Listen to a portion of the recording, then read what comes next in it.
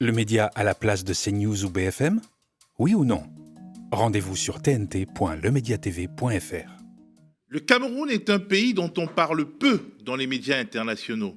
Une sorte de nation immobile, dirigée depuis bientôt 43 ans par le même homme, Paul Biya, qui était déjà dans les arcanes du pouvoir dans la foulée des indépendances. Le pays où est née la France-Afrique selon les historiens. Puisque c'est ici que le pouvoir gaulliste a orchestré pour la première fois, à partir de la fin des années 1950, un jeu de passe-passe consistant à partir pour mieux rester, à mettre au pouvoir ses obligés pour mieux réprimer les vrais indépendantistes dans le cadre d'une guerre civile indirectement pilotée depuis Paris, mais qu'on ne peut pas directement lui imputer. Oumniobé faisait régner la terreur. Et à partir de ce moment-là, j'ai décidé de lui faire la guerre et de l'éliminer. Samuel Eto'o est entré dans l'histoire en tapant dans un ballon de football. L'ancien buteur du FC Barcelone, ex-capitaine des Lions Indomptables, est désormais l'homme à abattre pour une grande partie du sérail de son pays. Président de la Fédération camerounaise de football, il fait converger les regards du monde entier sur une drôle de bataille qui secoue son pays. Il clive, polarise et adulé autant que haï. Et une question se pose désormais. Veut-il être calife à la place du calife? Ou plus précisément, veut-il être calife après le calife? Son histoire est en tout cas très instructive sur les nouvelles figures du politique dans une Afrique francophone en partie verrouillée depuis des décennies où la population est à la fois jeune, déshéritée et habitée par un ressentiment immense.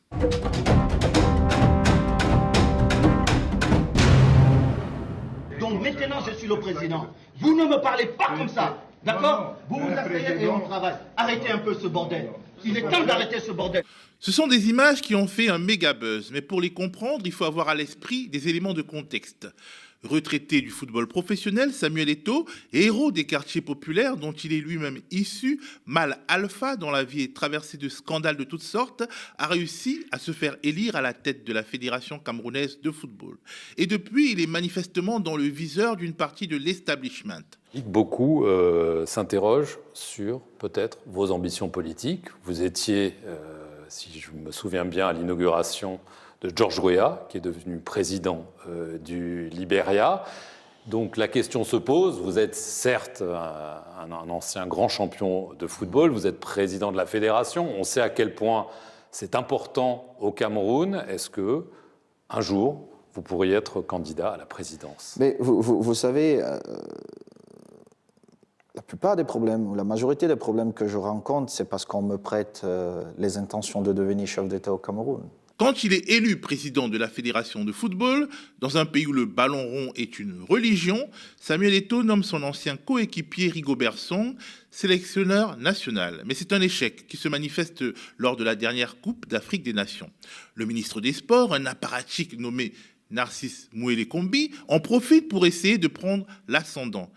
A-t-il intrigué pour faire glisser dans le discours du président de la République des phrases désavouant Samuel Eto'o? Faut-il y voir la patte du secrétaire général de la présidence de la République, le puissant et controversé Ferdinand Ngongo? En tout cas, dans son discours prononcé à l'occasion de la fête de la jeunesse, célébrée au Cameroun le 11 février, Paul Biya prononce des mots dont il se servira à fond les manettes. Je sais l'importance que vous accordez au football. L'État, dans le contexte difficile qui est le nôtre, consent de lourds sacrifices financiers à cet égard. Il est donc en droit d'exiger une meilleure organisation et de meilleurs résultats. Nous allons y veiller. Le gouvernement et tout particulièrement le ministère en charge des sports ont reçu des instructions claires sur le sujet. Une fois ces mots prononcés, le ministre camerounais des Sports nomme un nouveau sélectionneur national, un Belge, quasi inconnu du nom de Marc Brice. Humiliation suprême pour Samuel Eto'o, notamment parce que les usages en cours dans l'organisation du football mondial prévoient l'autonomie des fédérations vis-à-vis des gouvernements. Le ministre outrepasse manifestement ses fonctions. Pendant le long semaine, Marc Brice est un drôle de sélectionneur totalement coupé de la fédération de foot, quasi propriété personnelle du ministre. jusqu'au jour où Samuel Eto'o le convoque. Il vient alors, flanqué d'un conseiller technique du ministre rival. Se joue alors un sketch, un véritable sketch filmé entièrement par un des témoins et quasi immédiatement balancé sur les réseaux sociaux. Samuel Eto'o, qui maîtrise les codes de la communication moderne, a manifestement décidé de faire un coup. Tout commence par des amabilités formelles dans une atmosphère particulièrement tendue avec le sélectionneur belge. Mais très vite, les choses se gâtent. Un obscur conseiller ministériel refuse que Samuel Eto'o s'entretienne en privé avec Marc Brice et ça dégénère. Dérangez pas mon lieu de travail et vous me connaissez très bien. Ici, vous n'avez pas parole. Quand je viens au ministère, je vous respecte. Ici, je suis le seul patron.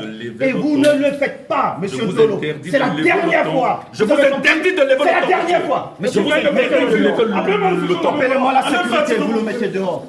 Acte 1. Samuel Eto'o, l'enfant de pauvre, le héros auréolé de gloire, défie un vieux système administratif et politique à bout de souffle dans un pays perclus de frustration. Des millions de gens le verront et il le sait. Les choses dégénèrent aussi avec Marc Brice, vu par une partie de l'opinion publique comme un obscur coach européen instrumentalisé par le pouvoir contre le fils du pays. Eto'o, après avoir éconduit le conseiller du ministre, met en demeure Marc Brice de choisir, de participer à la réunion qu'il a convoquée, de se soumettre à son autorité. Son interlocuteur se rebiffe. L'ancienne star du foot s'énerve. Vous ne faites pas la politique au Cameroun. Il y a une seule personne qui fait la politique au Cameroun, c'est le président Biya. C'est moi qui décide à la fin. Non, vous ne décidez pas. Parce que ce que vous faites, monsieur le sélectionneur, c'est moi qui l'assume.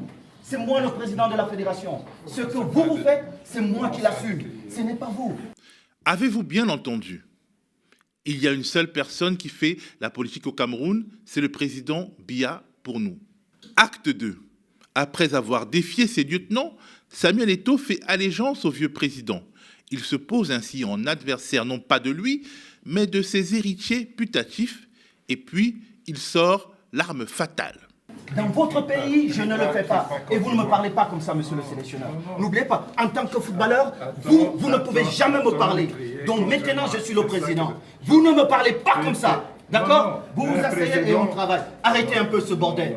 Il est temps d'arrêter ce bordel. Mais c'est pas possible. Mais vous pensez que vous êtes dans quel pays, monsieur? Vous pensez, je peux faire ça en Belgique? Acte 3. Eto'o endosse le costume de l'Africain outragé, humilié dans son propre pays par un Européen arrogant. Il joue la carte payante du néo-panafricanisme. Il s'adresse au cœur de ses jeunes compatriotes, mais aussi de millions d'Africains. Instantanément, il devient le héros des réseaux sociaux, mais aussi de la rue de Yaoundé qui s'enflamme.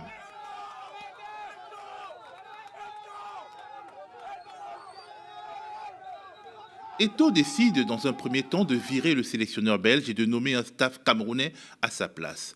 Les encadreurs qu'il nomme, qui sont des fonctionnaires du ministère des Sports, sont ipso facto affectés aux confins du pays, histoire de les empêcher de travailler. Finalement, sans doute suite à une médiation qui vient du sommet du pays, la poire est coupée en deux. Marc Brice reste en place, mais avec des adjoints choisis par Samuel Eto'o. La paix civile est sauve au Cameroun pour l'instant. Car on a bel et bien affaire à un épisode d'une longue guerre de succession. Le vieux chef a 91 ans. Qui va prendre la relève? Dans le sérail, on évoque de plus en plus le nom de Franck Biya, le fils du président, selon la formule qui a prévalu par le passé dans deux pays voisins, le Gabon et le Tchad, et qui est manifestement en préparation au Congo-Brazzaville et en Guinée équatoriale, au sein d'une Afrique centrale qui ne laisse aucune place à la modernité politique, encore moins à la démocratie. Au Cameroun, comme dans tous ces pays, le système politique a marginalisé l'opposition classique dont les leaders sont ou ont été emprisonnés, persécutés, diabolisés, dans une sorte d'indifférence internationale qui ne peut pas fonctionner avec une méga star adulée par une jeunesse qui est en réalité majoritaire, mais qui vote peu dans un système qui s'assure qu'elle soit peu inscrite sur les listes électorales. Les pouvoirs africains contemporains se caractérisent par leur extraversion. Historiquement, ils tirent leur force des alliances qu'ils peuvent nouer à l'international. Mais qui, au fond, et plus mondialisé qu'une ex-vedette du foot millionnaire, parlant 4 langues en dépit de son faible niveau d'éducation, en contact avec des milliardaires, des chefs d'État et des journalistes dans le monde entier. Samuel Eto'o sera-t-il un os dans la gorge du système camerounais? Le futur président du Cameroun? Ces questions ne sont plus aujourd'hui si incongrues.